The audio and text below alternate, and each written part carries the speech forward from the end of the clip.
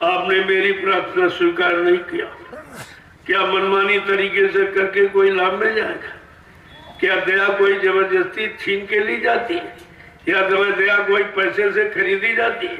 अरे दया उनकी मौज पर निर्भर है, वो किस पर खुश हो जाए और कब दे दे, कैसे दे दे, ये तो किसी को मालूम ही नहीं। आपको हमेशा दया के घाट पर बैठकर दया की भीख मांगनी चाहिए। यही साधक का असली गुण है, यही साधक की असली पहचान है कि वो दया के सिवा कुछ नहीं चाहता, न कोई मान, न सामान, न अपनी कोई मसूरी, न अपनी कोई प्रशंसा। ये सब काल माया का सामान है। ये दयाल के जीव को बिल्कुल नहीं चाहता, वो तो इसको चाहता नहीं। चाह गई चिंता मिटी, मनुआ बेपरवाह। जिनको कछु न चाहिए वो सहन के साथ, जिनको काल माया का दिया हुआ किया हुआ कहने मतलब कोई सामान नहीं चाहिए, का वो समृद्ध मालिक को पाने वाले होते हैं। वो उनके सिवा उनके दिल में कोई इच्छा नहीं थी। तो आपको आदेश मानना चाहिए। आदेश नहीं मानोगे, कितना धन लुटा दो, कितना श्रम समय पूंजी खर्च कर दो, लेकिन आपको परमार्थी लाभ तुम्हारी इच्छा के अनुसार कभी नहीं मिलेगा। वो तो मौत पर निर्भर है। देने वाला सबको देगा। अरे तुम घर बैठे रहो, वही दे देगा, और तुम मांगते रहो, कभी नहीं देगा। तुम समझो कि हम अपनी इच्छा से, अपने बल पौरुष, अपने धन सामान से उनको खुश कर लेंगे, ये उनके खुश का आधार नहीं। वो तो नाम की कमाई करने वाला, किसी छोटी जाति का हो चाहे बड़ी जाति का हो, गरीब हो अमीर हो, पढ़ा लिखा अनपढ़ हो, हिंदू हो मुसलमान हो, स्त्री और पुरुष कोई भी हो, नाम की कमाई करने वाला उनको प्यारा है, लेकिन दाम की कमाई करने वाला उनको प्यारा नहीं है। क्योंकि दाम की कमाई ये तो काल के सामान को आप इकट्ठा करो, न तुम्हारे काम आएगा न तुम्हारे साथ जाएगा, यही छूट जाएगा। तुम्हारे साथ तो जो दयाल ने आधार बनाया जीवात्मा को जगाने का, नाम की कमाई करके ही जीव अपने धाम को, अपने घर को, अपने मंडल मुकाम को जा सकता है और अपने मालिक का दर्शन दीदार कर सकता है। इसे बात को समझ के रखें। ये होली मिलन महोत्सव, होली का मतलब किसकी किसकी होली और किसकी किसकी होने को बाकी है। कहते प्रहलाद की होली, प्रहलाद का तो काम बन गया, उसने गुरु के वचनों को माना और गुरु ने जो समय का आधार हरि नाम का दिया, हरि नाम को जप कर प्रहलाद ने अपना काम कर लिया। गोस्वामी महाराज ने लिख के भी बताया कि किसी जीव को कोई भूल भ्रम शंका संदेह न रह जाए, तो उन्होंने साफ शब्दों में लिखा है कि नाम जपत हरि कीन प्रसादु, अभक्ति शिरोमणि भय प्रहलादु, कि ध्रुव संग लानी जप्यो हरि नामु, अपायु अचल अनुपम ठाऊ। का ध्रुव प्रहलाद ने हरि नाम को जपा, अपने समय का नाम जप करके जो उनको ये इच्छा, अभिलाषा, ख्वाहिश और तमन्ना मुराद थी, वहां तक वो पहुंच गए। क्योंकि नाम का गुण है, नाम जिस लोक मंडल मुकाम से आता है, उस नाम का स्मरण करने से, उस नाम का जाप करने से, उस नाम के आदेश हुकुम को मानने से वो नाम उसी लोक में पहुंचा देता। ये नाम का अपना निजी प्रभाव है। लेकिन आज तो कलयुग है, वो तो हरि नाम सतयुग के जीवों के लिए, उनको जगाने के लिए, उनको मंडल मुकाम तक पहुंचाने के लिए हरि नाम योगियों ने जगाया था। जब त्रेता आया तो हरि नाम बदल गया, युग बदला, नाम बदला, काम बदला। जब वो यानी त्रेता आया तो ऋषियों मुनियों ने अपने यज्ञ विधि विधान को सुचारू रूप से करने के लिए कोई बाधा न आवे, और ऐसी शक्ति के आवाहन के लिए उन्होंने राम नाम जगाया, ऋषि मुनियों का जगाया नाम राम नाम। उस राम को किसने जपा? विभीषण ने, सुतीक्षण मुनि ने, कोल बिल बंदरों ने नाम को पर विश्वास किया, नाम के आदेश हुकुम पर चले, आज उनका इतिहास बन गया। जब द्वापर आया फिर ये नाम बदल गया। देखो कैसा परिवर्तनशील जगत है, किस तरह से नाम भी बदलता रहता, एक ही नाम नहीं। अगर सतयुग में हरि नाम आया और उसी नाम से सबका काम हो जाता तो भी त्रेता में राम नाम क्यों आया, द्वापर में फिर कृष्ण नाम क्यों आया?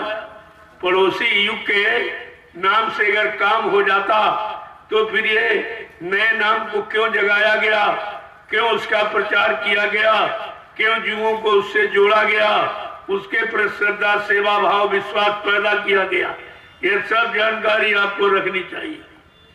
अब ये द्वापर आया तो राम नाम बदल गया, कहा नहीं, अब युग के अनुसार, युग की मर्यादा के अनुसार, युग के जीवों की कार्य क्षमता और मन की स्थित परिस्थिति के अनुसार का नाम रखा जाएगा। तो द्वापर में कृष्ण नाम आ गया, कृष्ण नाम आया। लेकिन पिछले किसी युग के नाम की अवहेलना यानी अनादर नहीं किया गया उसको, क्योंकि नाम ही तो इस युग की मतलब यानी और चीजा की पहचान होगी, उस युग के परिवर्तन की पहचान होगी। लेकिन द्वापर भी नहीं था, वो भी चला गया। क्या आ गया? कलयुग, जिसमें हम आप बैठे हो, ये कलयुग आ गया। तो कलयुग को जीवों के लिए कौन सा धर्म, कौन सी साधना, कौन सा पूजा पाठ रखा गया? नाम के आधार, क्योंकि अब राम नाम नहीं है, अब कृष्ण नाम। कृष्ण नाम के आधार पर व्यवस्था बना दी गई, कहा इस नाम को जो लोग जपेंगे, इसका सुमरन करेंगे, नाम के आदेश हुकुम पर चलेंगे, मानेंगे, तो ये नाम जिस लोक से आया उस लोक तक पहुंचा देगा। लेकिन हमारी आपकी जीवात्मा तो सत्यलोक निवासिनी, और ये सब नाम बीच के लोगों से आए, उन्हीं बीच के लोगों से पहचान पहुंचाने की इनमें क्षमता थी, पहुंचाया। जिन्होंने माना वो पहुंच गए, जिन्होंने विरोध किया वो मारे गए। तो सीधा इतिहास आपके सामने। लेकिन सत्यानी द्वापर भी नहीं रहा, वो भी बदल गया। क्या आ गया? कलयुग। कलयुग माने कल है युग, कल है माने लड़ाई झगड़े का युग, मार काट का, हिंसा का, चोरी का, डकैती का, कत्ल का, व्यभिचार का, कुचार का, ये युग आपके सामने आ गया। अब कहा जब ये युग आया तो युग आने के पहले ही वेद व्यास ने विचार किया, क्योंकि वो त्रिकाल बोधी थे, वो त्रिकालदर्शी थे। उन्होंने देखा कि आगे कलयुग आ रहा, बड़ा खराब है, लोग धर्म कर्म को भूल जाएंगे, मानवता, इंसानियत, प्रेम, प्यार, मोहब्बत, सेवा, दया, सदाचार, परमात्मा की यादगार को भूल जाएंगे। लोगों के दिल दिमाग में माँ, बहन, बेटी, बहू की परख पहचान खत्म हो जाएगी। तो उनको ये विचार किया। ये विचार उनके अंदर ही क्यों आया और नहीं किसी के अंदर आया? क्यों? कहते हैं साधु से होए न कारजहानी, परमार्थ के कारण साधु धरा शरीर। उनका शरीर केवल परमार्थ के लिए, वो स्वार्थ, लोभ, लालच के लिए नहीं, किंचित मात्र भी। न उनका जमीन से फंसाओ, न तुम्हारे रुपए पैसे से फंसाओ, न तुम्हारे दिए हुए सामान से फंसाओ, बल्कि तुम्हारा दिया हुआ सामान, रुपया, पैसा वो ऐसी जगह लगा देंगे जहां से तुमको परमार्थी लाभ मिलेगा। ये भी लाभ कोई दिलाने वाला नहीं। आपने आज तक जितना दान पूजा जो कुछ किया है उसमें कोई परमार्थी लाभ नहीं, क्योंकि वो परमार्थी काम को जानते ही नहीं थे कि परमार्थ किसे कहते हैं, स्वार्थ किसे कहते हैं, ये वो जानते ही नहीं। उन्होंने अपने निजी स्वार्थ में और उसी स्वार्थ में तुमको फंसाने के लिए उन्होंने व्यवस्था बना दी और सब जीवों को अन्न फंसाया और सबको उसी में, कागज में, पानी में, पत्थर में, आपको इसी में फंसा दिया, यानी जड़ता की ममता में। और तुम्हारा काम चेतन से होगा, क्योंकि जीवात्मा चेतन, परमात्मा चेतन, नाम चेतन, सद्गुरु चेतन। जो चेतन ही चेतन का काम करेगा और जड़ जड़ का काम करेगा। अगर ये पहचान लोगों को करा दी गई होती कि जड़ से जड़ का काम होता है और चेतन से चेतन का काम होता, तो कम से कम जड़ चेतन की पहचान तो हो जाती। आज तक किसी ने आपको ये नहीं बताया कि जड़ क्या है और चेतन क्या है, और इसी जड़ता की ममता में फंसा दिया और चेतन से आपको दूर रखा। जब चेतन से दूर हो गए आप, तो ये चेतन ज्ञान, चेतन मोड़ और चेतन नाम का आधार और चेतन युक्ति आपको कौन देगा? जब तक ये नहीं मिलेगी, वो भी जगाया हुआ नाम, अपनी इच्छा से नहीं। जैसे जय गुरुदेव नाम हम सब कलयुग के जीवों के लिए जगाया गया, सिद्ध किया गया। जो नाम जगा लिया जाता, सिद्ध कर लिया जाता, उसी नाम से जीवों का काम करा दिया जाता। जैसे उदाहरण के लिए आप बाजार से एक मंत्रों की किताब खरीद के ले आओ और सारे मंत्र आप रट डालो, तो आप किसी मंत्र से काम नहीं कर सकते। वही मंत्र काम करेगा जिसको आप सिद्ध कर लोगे। सिद्ध माने तुम मन के अनुसार, मन तुम्हारे अनुसार हो जाए, एकदम नम में घुल मिल जाओ नाम में, वो नाम तुम्हारे काम आएगा, उसी नाम से तुम्हारा काम होगा। ये सब जानकारी आपको कलयुग के जीवों के लिए जानकारी का आधार नाम है सत्संग। सत्संग ही जानकारी देगा, सत्संग आपको जगाएगा, सत्संग जड़ चेतन के बारे में स्पष्टीकरण करेगा और जड़ से निकालकर चेतन की तरफ ले जाएगा और चेतन नाम, चेतन लोक, चेतन देश पहुंचा देगा। तब चेतन जीवात्मा का चेतन परमात्मा से मुलाकात होगी, दर्शन दीदार होगा। ऐसे कुछ होने वाला नहीं है। बाबा जी ने पहले भी कहा, ऐ जमाने के लोग, ऐ कलयुग के लोग, जोर लगा ले पहले जमाने, कब तक जोर लगाएगा? जग में जय गुरुदेव का झंडा लहर लहर लहराएगा। का इसी ध्वज को कोई गिरा नहीं सकता, कोई टेढ़ा नहीं कर सकता, कोई हटा नहीं सकता, कोई उखाड़ फेंक नहीं सकता। एक न एक दिन इस चेतन नाम के नीचे आपको अपनी चेतन जीवात्मा के कल्याण के लिए आना ही पड़ेगा। बाबा जी ने ये भी स्पष्ट कहा था, कवि महात्मा समझा रहे हैं, सब तरह से आपको मना रहे हैं, आपके किए गए पाप कर्मों में माफी दिला रहे हैं। अगर तुमने उनको न समझा, न पहचाना, न अपना बना पाया, तो आगे तुम्हारे पीछे कुदरत खड़ी है, जो एक यानी डंडे से एक लपड़ थप्पड़ यानी 20 करोड़ का वारा न्यारा कर दे की लगता। उस समय लोग पछता कर कहा, उस समय लोग पछता करके तुमको इस जय गुरुदेव नाम प्रभु के झंडे के नीचे आना ही पड़ेगा, इससे कोई बचने वाला नहीं। और आप बराबर देख रहे हो, सारे झंडे फीके हो गए, सारे झंडों का काम समाप्त हो गया, क्योंकि झंडा अपने अधिकार का प्रतीक है। झंडा अपने अधिकार का प्रतीक। हमारी जीवात्मा का अधिकार क्या है? इसी मनुष्य मंदिर में संत महापुरुषों की मदद से, उनकी दया लेकर कहा ये जगे और जग करके चेतन परमात्मा की तरफ चले और उनका दर्शन दीदार करके अपना जन्म ही सार्थक कर ले, फिर इसको मृतलोक मंडल में कभी आना नहीं पड़ेगा। कैसा अलौकिक दिव्य अनोखा नाम गोस्वामी जी महाराज ने इस कलयुग के जगाए जय गुरुदेव प्रभु नाम की कितनी बड़ी महिमा रामचरितमानस के उत्तरकांड में कहा कि एक अनीय नामा अज सच्चिदानंद प्रभु धामा, एक ही अनामी धाम है, वहाँ एक अनामी महाप्रभु है। जब अनामी महाप्रभु स्वतः मानव चोला धारण करके मृत्यु लोक मंडल पर आएंगे, प्रभु नाम को जगाएंगे, सिद्ध करेंगे, प्रभु नाम का प्रचार कराएंगे, प्रभु नाम से जीवात्माओं को जगाएंगे, प्रभु नाम का बेड़ा भवसागर में लगाकर इन जीवात्माओं को प्रभु धाम पहुंचाएंगे। तब जीवात्माओं का आवागमन समाप्त हो जाएगा।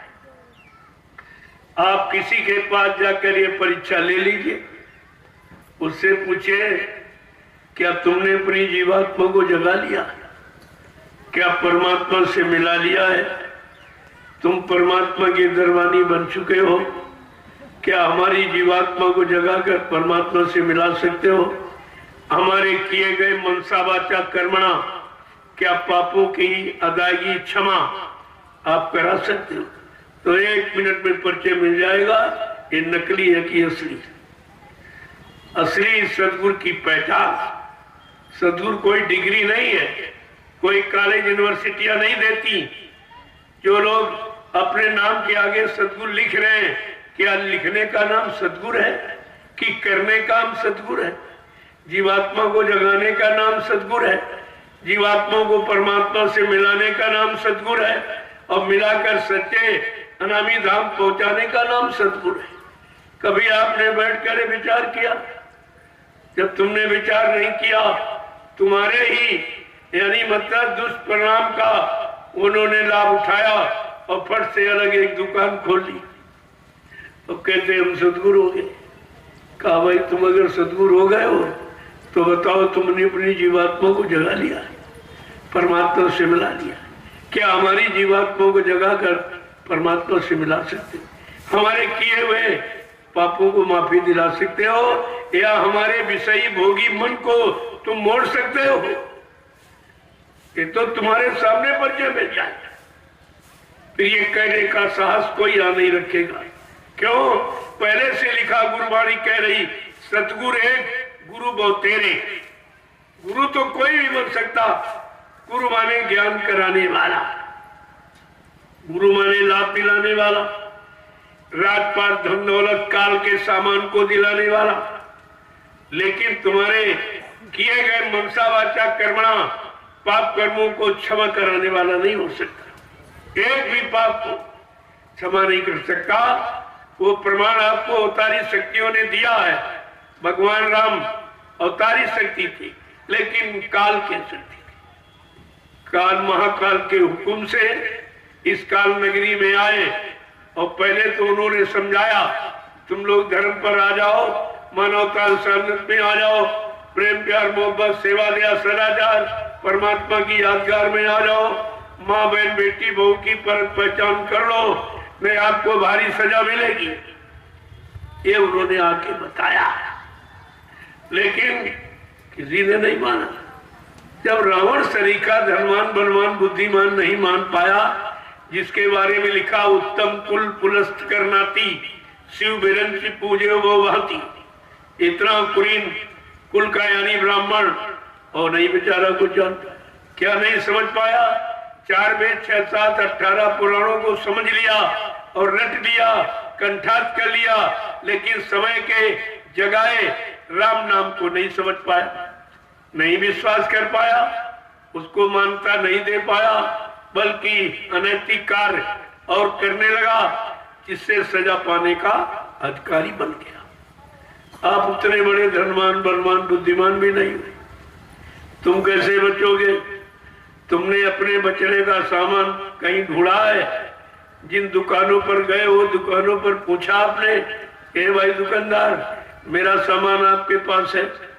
मेरी जीवात्मा को जगाने का, परमात्मा से मिलाने का, मेरे द्वारा हो गए जो पाप हुए हैं शरीर इंद्रियों से उसको माफ कराने का ये सामान तुम्हारे पास है कि नहीं? आपको पूछना चाहिए। तो 2 मिनट में इन दुकानों का राज खुल जाए, ये दुकानें किस लिए लगी है।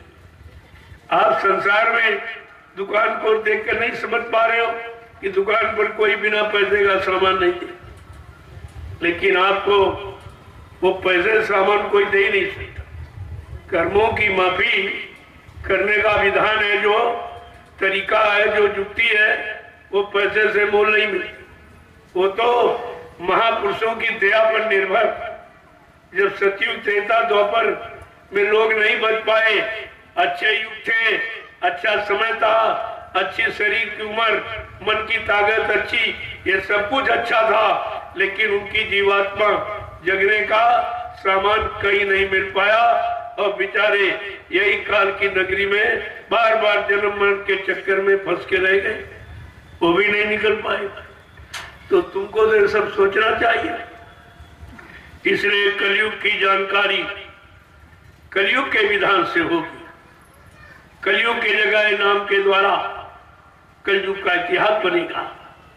उस इतिहास से कलयुग के जीवों का काम होगा और आगे आने वाले युगों में भी काफी समय तक कलयुग की इस मर्यादा का लोग पालन करेंगे और लाभ उठाएंगे।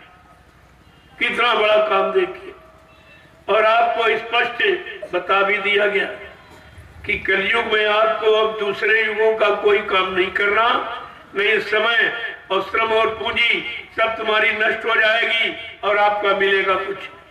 तो उन्होंने बताया कि बड़े भाग मानुष तन पावा और सुर दूर लाभो सदग्रंथन गावा, किन्नर तन साम नई कौनिव देही और जीव चरा चरिया चत जेही, कि साधन धा मैं मोक्ष करे द्वारा और पाए न जेही परलोक समारा।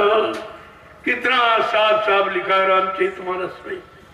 वो संत गोस्वामी जी महाराज की रचना है, किसी वेद पाठी, किसी सांसारिक जानकार की नहीं है, कोई कथावाचक की नहीं, कोई सुनी सुनाई नहीं है। उनका निजी अनुभव और निजी कर्म करके, क्रिया करके, साधना करके जो अनुभव प्राप्त किया, अब उसको सब कलयुग के जीवों के लाभ के लिए, सबके लिए रामचरितमानस के रूप में लिख कर रख दिया और हर हिंदू के घर में उस रचना को पहुंचा दिया। लेकिन आपने फिर भी कुछ नहीं दिया। उन्होंने कलयुग के जीवो, तुम्हें पूजा पाठ, शारीरिक इंद्रियों का कोई पूजा पाठ नहीं करना, क्योंकि उसका लाभ आपको नहीं मिलेगा। किस कारण से? कि आपका तन गंदा, मन गंदा, इंद्रियां गंदी, खान पान गंदा, संग सोबत गंदी, कर्म गंदे, और गंदगी में कोई पूजा, कोई अच्छा काम स्वीकार नहीं होता है। इसलिए ऐ कलयुग के गंदे भोगी विलासी जीव, बड़े ध्यान से सुन लो कि तुम्हारे लिए कलयुग में क्या रखा गया है। कि यही कलिका लेन साधन तूजा और मन क्रम बचन ने गुरु पद पूजा। कि कलयुग गयो गयक नहीं दाना और एक आधार रे नाम गुण गाना।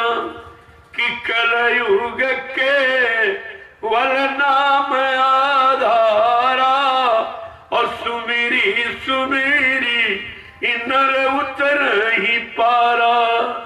कितना साफ साफ लिखा। तुम्हें कुछ करने की आवश्यकता नहीं।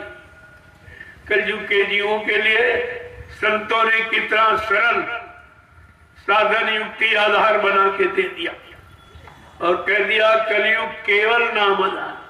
बस ये केवल शब्द को अगर समझ लेते तो ये पिछले युगों में नहीं फंस जाती। केवल का मतलब अकेला, और जितने नाम आए उन सब नाम सब सहायक शक्तियों के साथ आए, अकेला नाम कोई नहीं आया।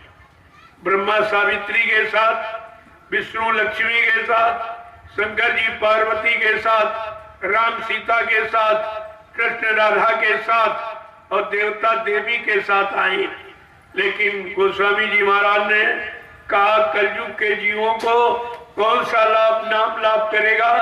जो अकेला नाम, जय गुरुदेव अकेला नाम, आगे जय पीछे देव, लेकिन बीच में गुरु बैठा, बीच में गुरु समृत अकेला बघेला का, इसे कोई यानी टाल नहीं सकता, इसके काम को कोई रोक नहीं सकता, इसे कोई पराजित नहीं करता, इससे सामने कोई शक्ति टिक नहीं सकती।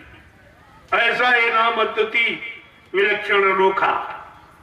लेकिन आपने इतने दिनों में जय गुरुदेव नाम चिल्लाते कहते हो, लेकिन उनके अनुसार चलते नहीं, अपनी मनमानी करते हो, अपने मन को खुश करने के लिए ये सब काम आप करते रहते हो, जिसको कहते हैं मनोरंजन। मन को रंजन माने सुख पहुंचाने वाला। जब तक इस शैतान मन को भोगों का सामान देते रहोगे, पहुंचाते रहोगे, भोगों में से मिलाते रहोगे, तब तक तुम्हारा योग का काम कोई नहीं हो। भोग और योग एक साथ रह नहीं सकते, दोनों विपरीत है। इसलिए आपको भोगों से तिलांजलि लेनी है और नाम योग की साधना करके अपनी जीवात्मा को जगाना है, परमात्मा से मिलाना है। इस काम के लिए ये मानव जिस्म शरीर परमात्मा ने हमें आपको अब की बार एक अवसर, चांस, मौका के रूप में दे दिया है।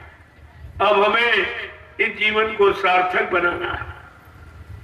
क्या राजाओं महाराजों ने सार्थक बना दिया?